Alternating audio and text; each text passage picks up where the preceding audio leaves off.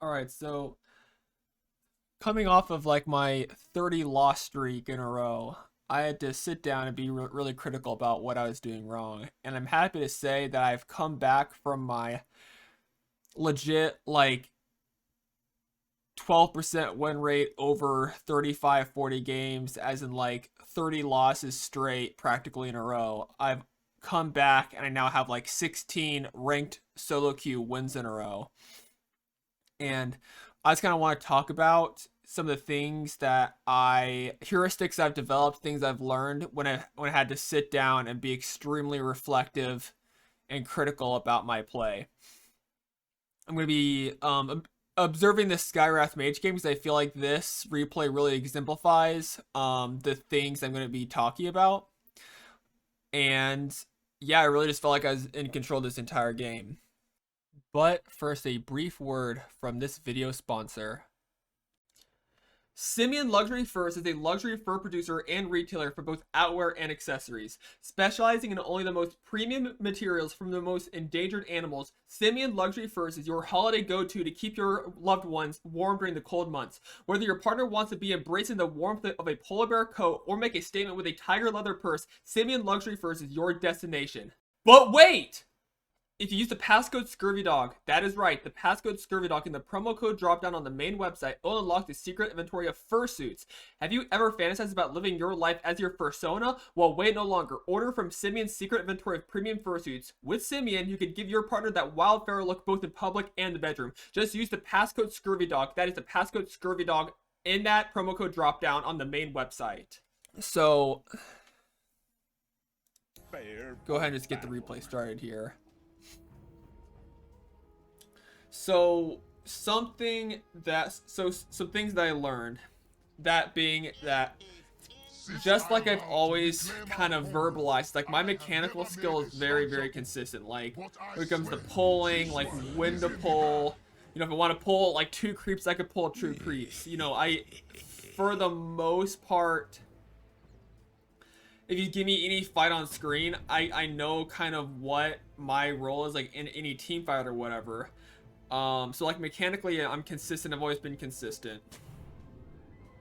but quite literally I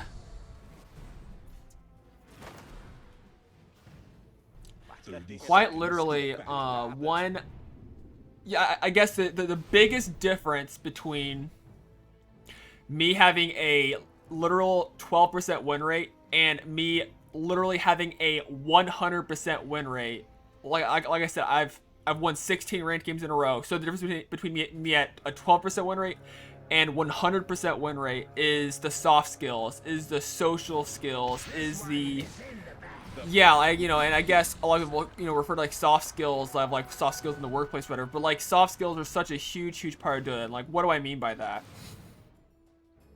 I think that empathy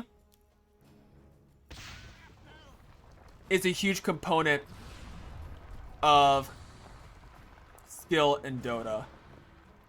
So basically just being able to look at one of your teammates' lane and identifying like what exactly they need to be successful. And I think with my mid Viper here against this Ember, I identified exactly what my mid needed, and I provided that for him. But I guess there's a degree of empathy in recognizing like what the other, you know, the degree of empathy in recognizing what other lanes need from you.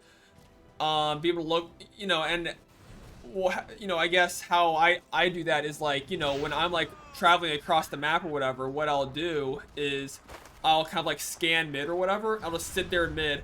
I'll kind of like try and put myself into his perspective, see what his behaviors, the opponent mid's behaviors, and see how they're interacting. And if I could put myself in his shoes, I could really identify like, is this lane going well for him or not? Does he need my help? So just like there's that degree of empathy, there is the, you know, I think rune control, I guess that's less of a soft skill, but helping with rune control is such a tremendous impact, especially as a 4, and helping your mid win lane. But I think probably the biggest thing, and one of the things I want to hit on the most, is... Hold on.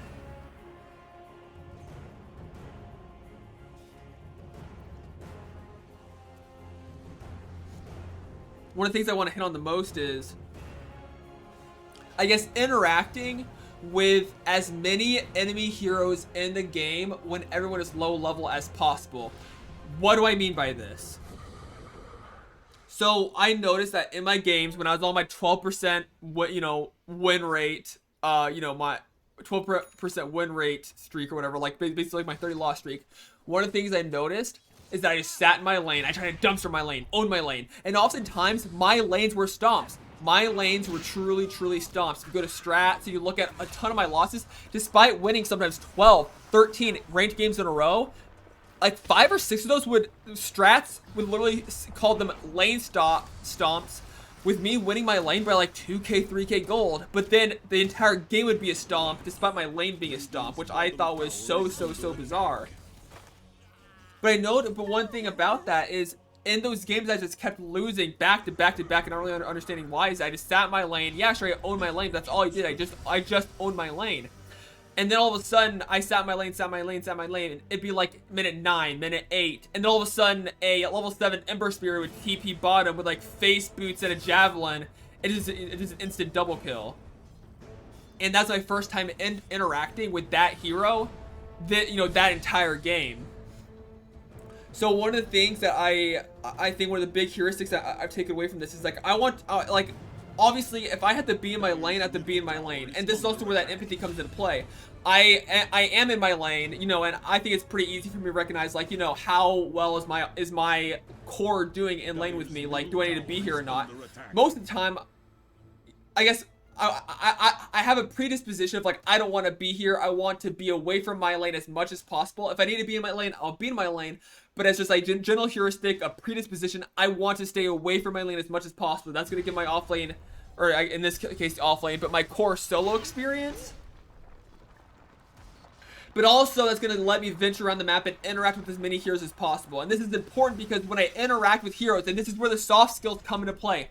When I interact and engage with heroes, I recognize my hero's power level against their hero's power level. I'll also be able to kind of get a read on my own player skill and the opponent's player skill. So when I went and I kind of like harassed that Ember in the jungle, I auto attacked, cast a spell on him, whatever. But like I got a very good read on like how I was able to hold my ground. Right? And I think that interaction gave me like, okay, I'm kind of vibing out, feeling out like my hero strength, my player strength against that person's hero strength, that hero's, that hero's player strength. And the more I just interact with heroes around the map, as we all kind of slowly garner power together, I see them get their items, I get my items, I have a baseline of relativity between my power and the opponent's power. So that's why I think this idea of just interacting with heroes as early as possible is just so important. And like I said, it really comes down to like those soft skills.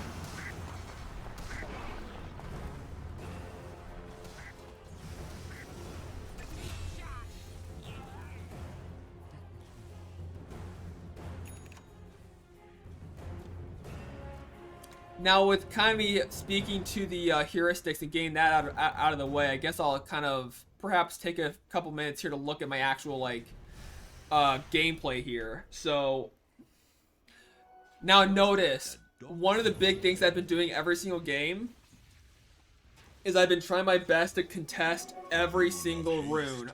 That's both water runes on my side of the river, as well as contesting the power rune, and obviously hoping and praying that's actually like, on my side or whatever.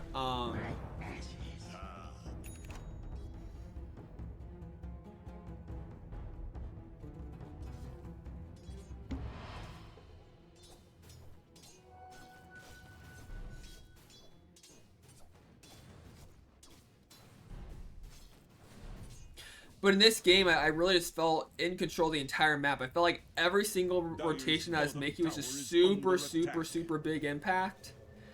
And I was just a menace around the map, just having impact like everywhere I went.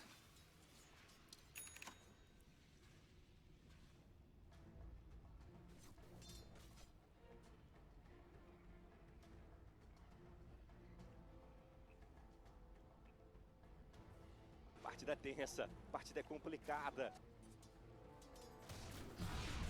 I think we even get a kill on the sniper here, if I'm not mistaken. Actually, maybe not. Surprise, Witch Doctor's there. That's funny.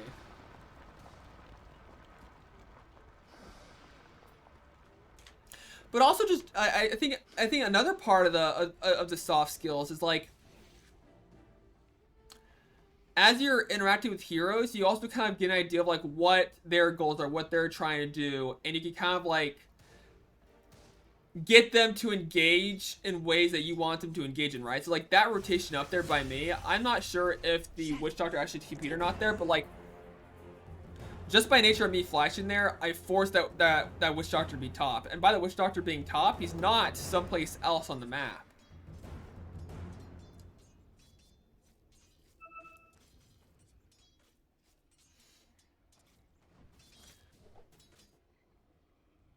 I find that being in lane, and if your first 2-3 trades are super favored and super, like, super good if you were, like I said, super in your favor, you only like, when I'm playing Clockwork, for example, right? The enemy support will be, dicking around my easy camp or whatever in my lane. I'll battery assault them, and battery assault them all the way back to their tower and getting auto attacks on them or whatever, right? I'll do that once. I'll, run away when my battery assault is on cooldown.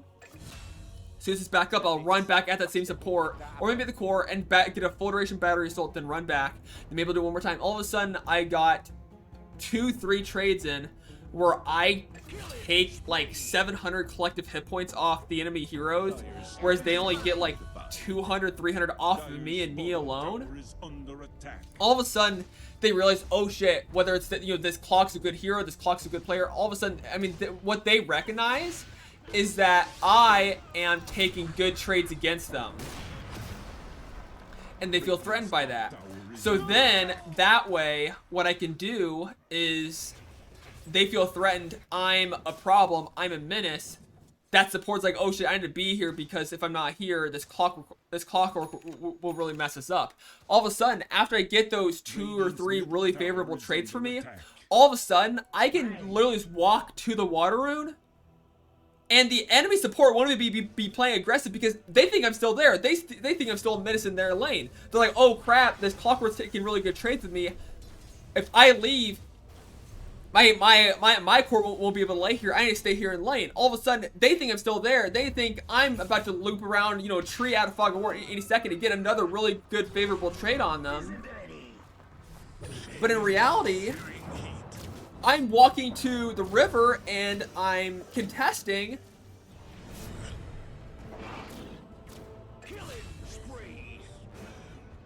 I'm walking to the river and I'm contesting runes, and that's having way more impact than what I would actually be doing in lane, because I already forced them to figure out they're scared of me. They are respecting my movements. They think I'm still in their lane, and by nature of them thinking I'm still in the lane,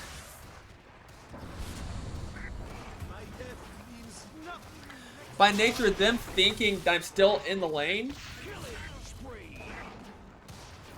and thinking I'm still a threat, the support will be scared to, one, be aggressive on my core, or make a rotation away from the lane. And that would just leave me to contest the rune, and also have some time basically putting pressure on the opponent mid 2v1. So I guess I've talked, a little bit now. I guess one thing that I want to point out is, yes, I did die twice, kind of back to back there, and despite dying twice there, the first time I was up here, kind of rotated over here, I died right here. I wasn't even mad with that death, because me dying there made me know immediately they have a ward right here. And what I do, I TP'd over here, got a kill on Ember, walked up, dewarded, right? Then I went right back over here, and I died right here. And that told me they have a ward right here. And as I'm about to do here, I just literally walked over here, playing a sentry, got another deward. So even though I died twice back to back, even as I was playing this game, I wasn't even mad. I wasn't even upset. So I'm like, oh, okay, well, that's a free, uncontested ward that I'm going to get here in a second. So that's kind of my biggest takeaways after, coming off my, essentially 30 loss streak, coming back to win 16 in a row. Some of the key takeaways that I kind of garnered after having to be very, very critical of my own play, and kind of what has like transcended my play from being arguably like ancient legend level all of a sudden to just reversing that right back into me honestly playing some of the best Dota I've ever played.